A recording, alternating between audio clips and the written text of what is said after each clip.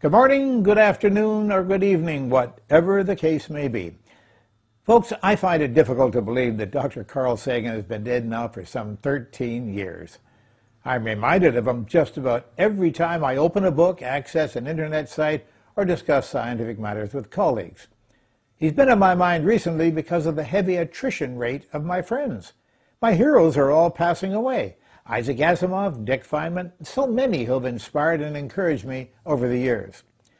Carl was very much aware of the need for science education for everyone, not because he expected that everyone would become a scientist, but because he felt that every citizen should know, at least to some degree, how the real world functions. I couldn't agree more. In my own work, I daily come upon persons who have no knowledge whatsoever about the simplest of scientific ideas, and even less about the technology that has resulted from science. They adopt mystical ideas to explain what they experience, and that naivete makes them easy prey for others who can and will take advantage of them. Years ago, while working with Dr. Sagan briefly at Cornell University on a course titled Critical Thinking, I commented on the high percentage of Asian students that I could see were on campus.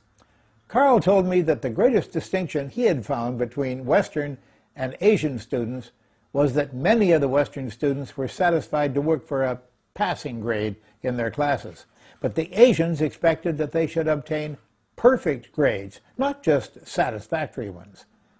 That is an excellent work ethic, and it should be preached to every student, in my opinion. In his book, The Demon-Haunted World, Carl expressed how important an education is in today's civilization.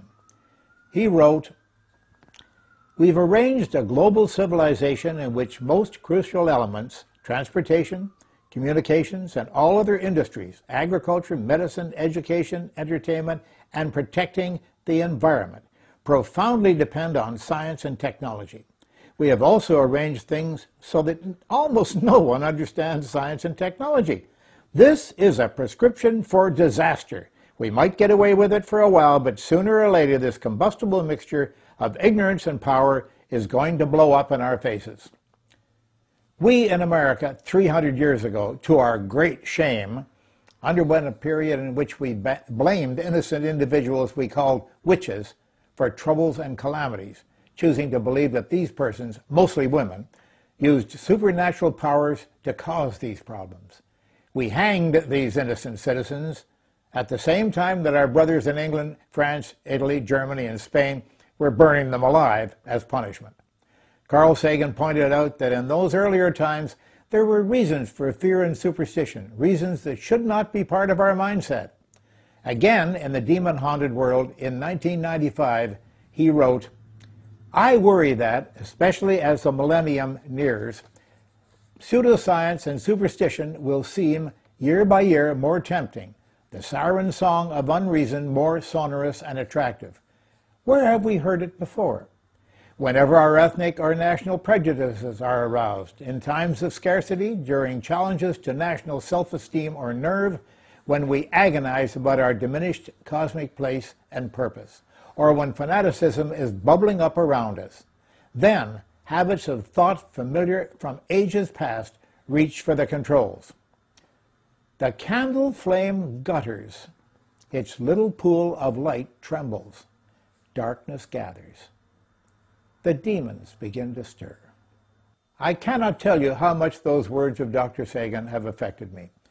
In a manner far more eloquent than I could ever have managed, he expressed my thoughts, and I hope that you, being able to experience his writings, will also feel that he spoke for you. I sincerely hope so. The message of this great man cannot grow old. We must recognize that despite our becoming more mature, more rapidly, in so many ways, we must be always vigilant. It's been said before, to forget history is to be forced to relive its errors. These demons of which Carl spoke are still out there, somewhere, waiting for their opportunity. We cannot allow them to come back to life. Our greatest enemy by far is ignorance. We have the weapons to defeat it, and we are increasingly able to do so. Teachers of the quality of Carl Sagan exist in every culture and every city and village, in every school and home all over this planet that we call home. To nourish those teachers, to encourage them, to assist and support them should be one of our greatest, our most important goals. When all people are armed with knowledge and can organize to oppose and banish hunger, poverty, disease, distress, and discouragement, those elements cannot flourish, and those are the demons of which Carl Sagan wrote and spoke. I'll leave you with this short tale. Some years ago, I was seated in my office, reading on my computer screen with great amusement a joke about astronomy that had appeared on the internet. I laughed and suddenly froze, looking at my left hand, which had begun to reach for the telephone. Folks, I had been about to call Carl and tell him about this amusing story. Well, I have absolutely no belief in an afterlife. Like Carl Sagan, I am a realist. But if it were possible to survive this life, and if Carl had been able to do that, I'm sure that he would now be out there in the cosmos he so loved and respected, chasing an interesting comet or testing the temperature of a galaxy. Because his work survives him and we can enjoy it, learn from it, and most importantly, add to it, I can feel Carl Sagan was many things, but his greatest accomplishment, in my opinion, was that he could teach. He did it painlessly, convincingly, provocatively. He not only knew his subjects, but he loved them in the classic way that all great teachers have followed.